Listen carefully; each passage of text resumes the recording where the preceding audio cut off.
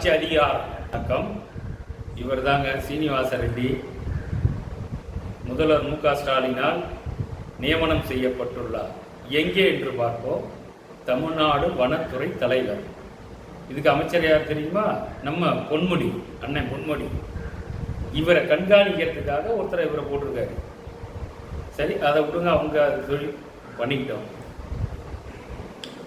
தமிழ்நாடு அரசு துறையில் ஒரு மொழியினருக்கு மட்டும் ஏன் இந்த அதிகாரம், ஆட்சி அதிகாரம், அதிகாரிகள் நியமனம்?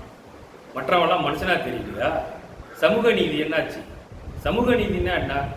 அனைவருக்கும் சமம், அனைவருக்கும் பகிர்ந்து கொடுப்பதே சமூக நீதி. சமூக நீதி பேசும் ஓடுகாலிகளே, எங்கடா போனீங்க? டுபாகர் சமூக நீதி வீரர்களே, இது என்ன? இது நான் கேட்கிறேன். நீங்கள் சிறுபான்மை மொழியினர், ஆட்சி அதிகாரம் எல்லாத்தையும் நீங்க கையில் வச்சுக்கிட்டு பூர்வீக குடியானைகளுக்கு என்ன பிச்சை போடுறீங்களா? என் மக்கள் சரியில்லை, இலவச வெட்டிக்கு போய் நிற்கிறாயா? ஆண்ட பரம்பரை ஆட்சி அதிகாரம் நம்மளுது, எல்லாத்தையும் தார பார்த்துட்டு இந்த இவ்வளோ நீட்டு முழை கரும்புக்கு போய் கியூவில் நிற்கிறான் வரிசையில். கிடைக்குமா கிடைக்காதான்னு இலவச சைக்கிளுக்கு ஓடுறான். இலவசம் எங்கே கொடுத்தாலும் நாக்க தொங்க போட்டு ஓடுறான். இவனை வச்சு நான் என்ன பண்ணுறது? திருந்தாத மக்கள். இதெல்லாம் யாரு கொடுக்குறா?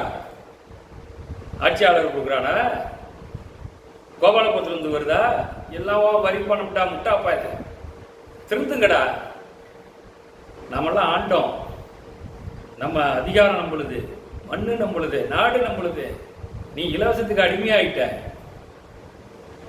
இதுல இருந்து நீ மக்கள் விடுபட வேண்டும். நாங்க யாரையும் குறை சொல்லல. சமூக நீதி என்பது அனைவருக்கும் பகிர்ந்தளிக்க வேண்டும். இதுதான் முறை. இந்த முறை நீங்க ஏன் கையில் எடுக்கல? சமூக நீதி எங்க பேசுற என்று கேட்கிறேன். நன்றி, வணக்கம்.